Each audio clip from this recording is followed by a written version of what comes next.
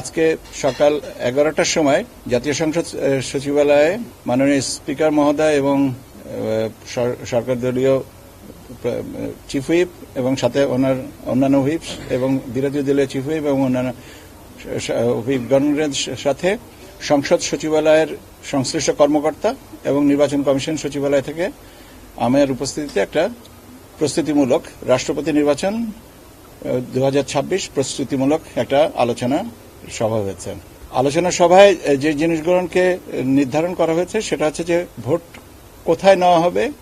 আপনারা জানেন যে 20 অগস্ট আপনার ভোটটা হবে দুপুর 2টা থেকে বিকাল 5টা পর্যন্ত।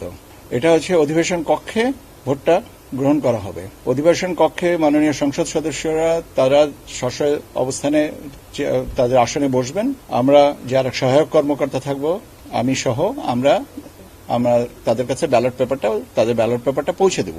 পৌঁছে দেওয়ার পরে তারা তাদের যারা মনোনীত তাদের প্রার্থীকে স্বাক্ষর করে চিহ্নিত করে সামনে 3টা ব্যালট বক্স রাখার কথা বলা হয়েছে। 3টা ব্যালট বক্সের যে কোনোটাই তারা ভোট কাস্ট করবেন। এইটা হচ্ছে পদ্ধতিগত ব্যাপার এবং আমরা বিকাল 5টা পর্যন্ত ভোট ব্যবস্থাটা রাখতে হবে। কেন যদি কোনো অনির্ধারিত কারণে কোনো মাননীয় সংসদ সদস্য এসে পৌঁছাতে দেরি করেন তাহলে সেই জিনিসটা যেন 5টা পর্যন্ত কন্টিনিউ করে। 5টার সময় যখন ভোট গ্রহণ শেষ হবে আমরা তাৎক্ষণিকভাবে ওখানে কাউন্টিংটা করব ওই যে জায়গায় ভোট বাক্সগুলো রাখা আছে ওইখানেই আমরা কাউন্টিং এর ব্যবস্থা করা হবে এবং আমরা আপনার যে কজন লাগে ওটা এখন কাউন্ট করি নাই, ঠিক করি নাই, 3 জনা বা 4 জনা বা 5 জনা যারা আছে ব্যালট গ্রহণকে আপনার সর্ট আউট করে আমরা কাউন্টিং এর ব্যবস্থাটা করব এবং কাউন্টিং এর পরে আমরা মোট ব্যালট হচ্ছে 349টা। বৈধ কয়টা কাস্ট হয়েছে, কয়টা বৈধ, কয়টা প্রার্থীদের ভিতরে পাওয়া গেছে এইটা আমরা প্রাথমিকভাবে এই ফলাফলটা ওখানে সংসদ আমাদের অধিবেশন নির্বাচন যিনি আহ্বান করবেন নির্বাচনকর্তা যেটা সিইসি স্যার ওখানে অ্যানাউন্স করে আমরা সচিবালয়ে এসে বাকি গেজেটটা করব। এটা হচ্ছে আজকের এই প্রস্তুতিমূলক আলোচনা। শুরুতে আপনার লাইভ টেলিকাস্ট ওখান থেকে করা হবে এবং আপনাদের সংবাদকর্মীদের বোধহয় বসার ব্যবস্থা রাখা হবে।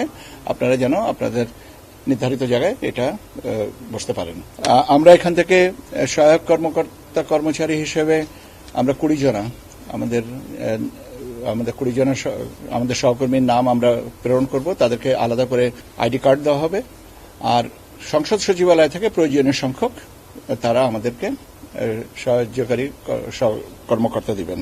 আমাদের কমিশনার মহোদয়গণরাও যদি যেতে চান আমরা তাদের নামও পৌঁছাবো। তারা জাস্ট অ্যাটেন্ডেন্স হিসেবে থাকবেন, উপস্থিত থাকবেন এবং এটা একটা মানে রাষ্ট্রপতি নির্বাচন 1991 পরে তো এখন প্রথম হচ্ছে এত দীর্ঘ বিরতিতে এই কমিশন এই সুযোগটা হয়তো দেখার এবং প্রত্যক্ষ করার সুযোগটা হয়তো নেবেন।